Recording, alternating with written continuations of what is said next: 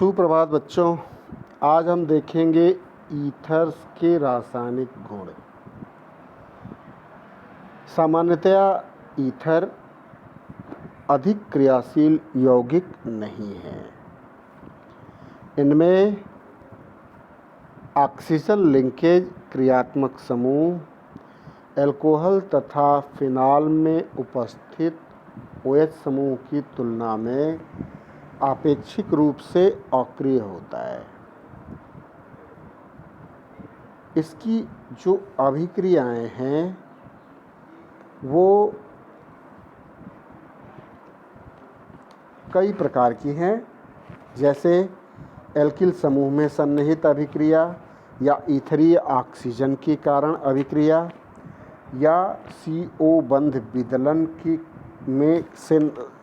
के कारण क्रिया या बेंजीन रिंग में सन्निहित अभिक्रिया। ये कुल 4 प्रकार की अभिक्रियाएं इसकी आती हैं।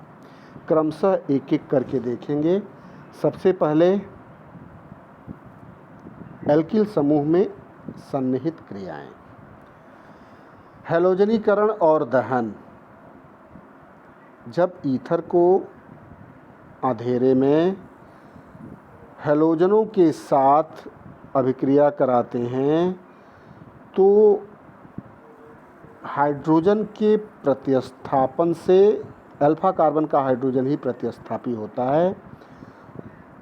इनके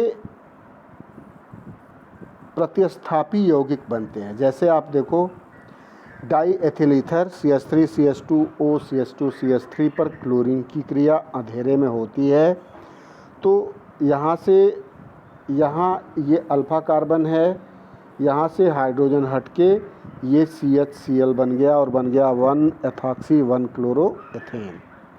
पुनः क्लोरीन की क्रिया हो गई तो ये बन गया 1-1-क्लोरोएथॉक्सी 1-क्लोरोएथेन या अल्फा-अल्फा डाईएथिल ईथर। इसी प्रकार प्रकाश की उपस्थिति में अगर ये क्रिया करते हैं तो सभी हाइड्रोजन परमाणु प्रतिस्थापित हो जाते हैं और बनता है पर क्लोरोडाईएथिल ईथर। मतलब जितने भी हाइड्रोजन परमाणु हैं, जितने कार्बन के, ये सभी क्लोरीन के द्वारा प्रतिस्थापित हो जाते हैं। बनता है CCl3 CCl2O CCl2 CCl3 पर क्लोरोडाईएथिल ईथर। दहन में ईथर वाष्पशील व अत्यंत ज्वलनशील होते हैं। ये वायु व ऑक्सीजन में जलकर कार्बन डाइऑक्साइड और जल बनाते हैं। आप देख सकते हो C2H5O C2H5 plus 6O2 is equal to 4CO2 plus 5H2O। अगला है ईथरीय ऑक्सीजन के कारण संपन्न अभिक्रियाएं। ईथर में उपस्थित ईथरीय ऑक्सीजन के पास 2 एकल इलेक्ट्रॉन युग्म पाए जाते हैं।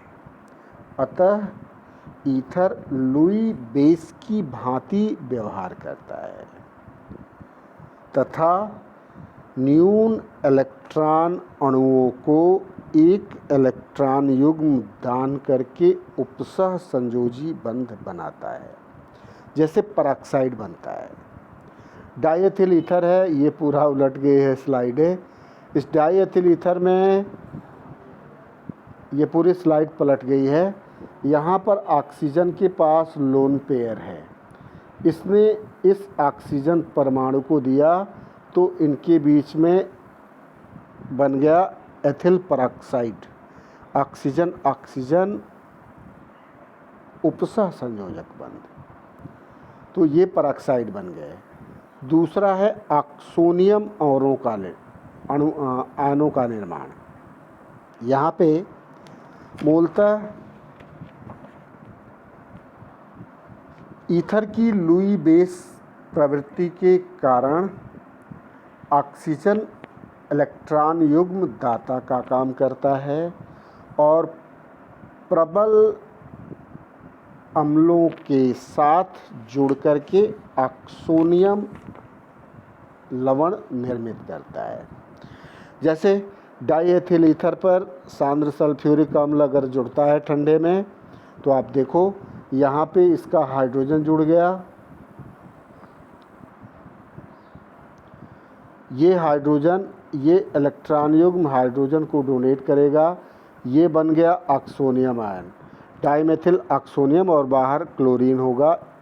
ऑक्सोनियम आयन और क्लोराइड आयन के मध्य वैद्युत संयोजी बंध बनेगा। वैसे ही डाईएथिल ईथर अगर सल्फ्यूरिक अम्ल के साथ क्रिया करता है तो डाईएथिल ऑक्सोनियम आयन ये बना, ये पॉजिटिव हुआ, और हाइड्रोजन सल्फेट आयन निगेटिव, इनके मध्य वैद्युत संयोजी बंध।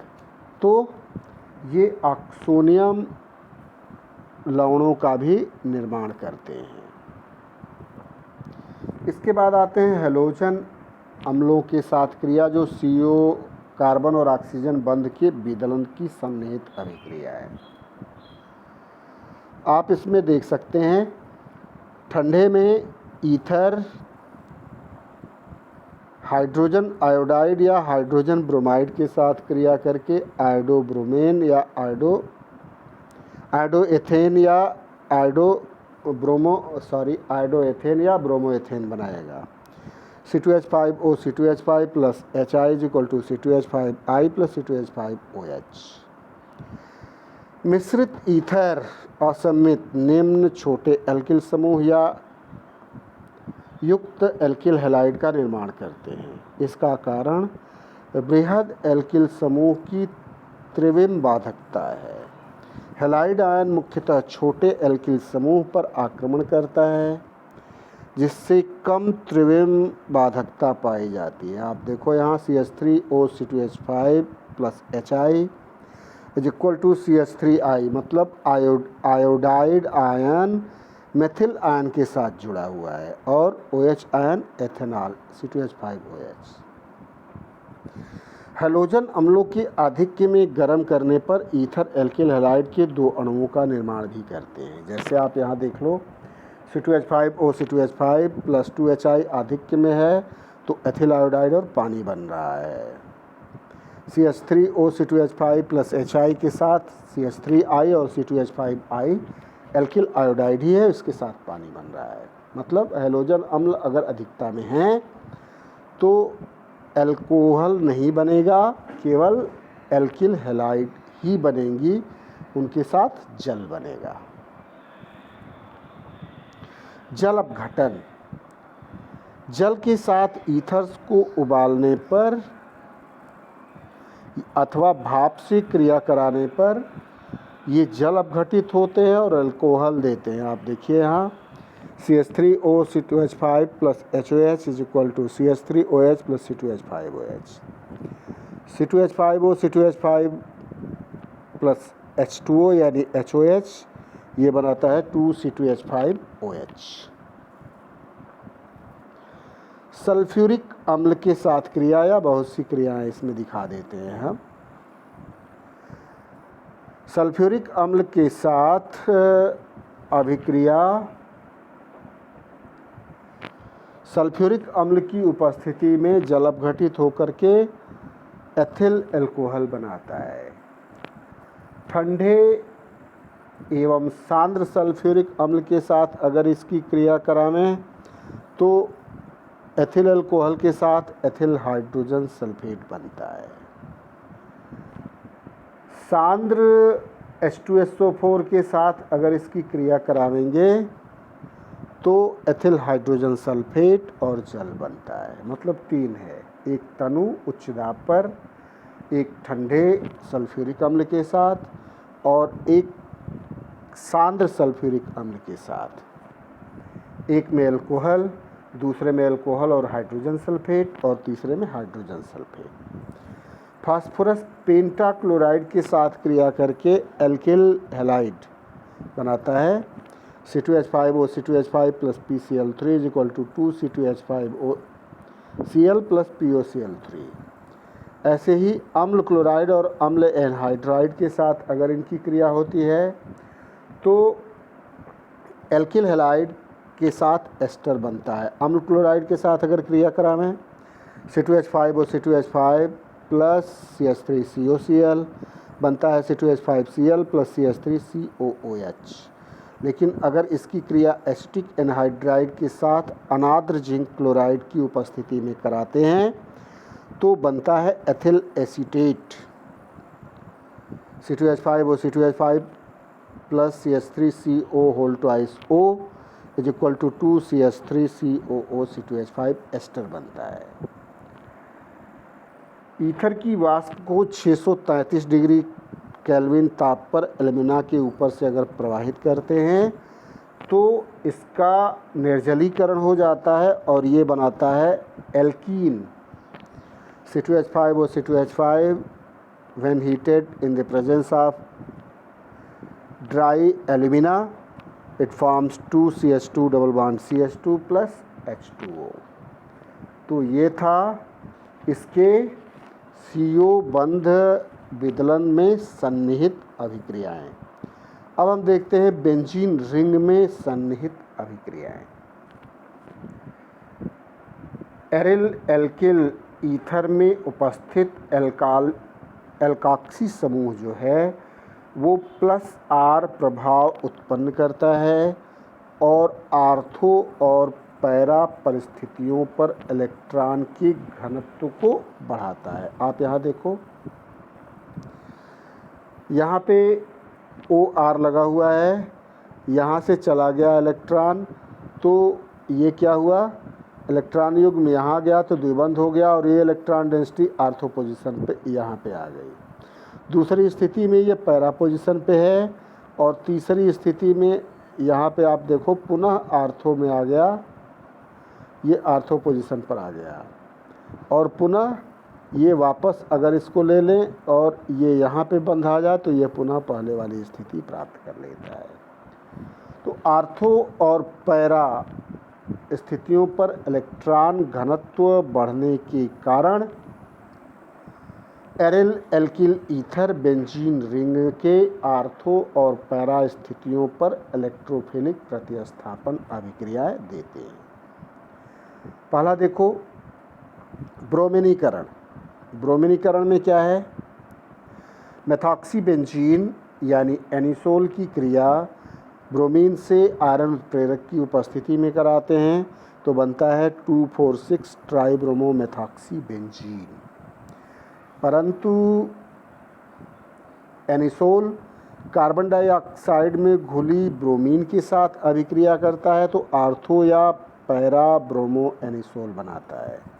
आप देखो मेथॉक्सी बेंजीन ब्रोमीन के साथ क्रिया करता है कार्बन डाइसल्फाइड की उपस्थिति में तो आर्थो या पैरा ब्रोमो मेथॉक्सी बेंजीन बनती है या अल्फा ब्रोमो एनिसोल और पैरा ब्रोमो एनिसोल बनता है। इसके बाद आते हैं नाइट्रीकरण में।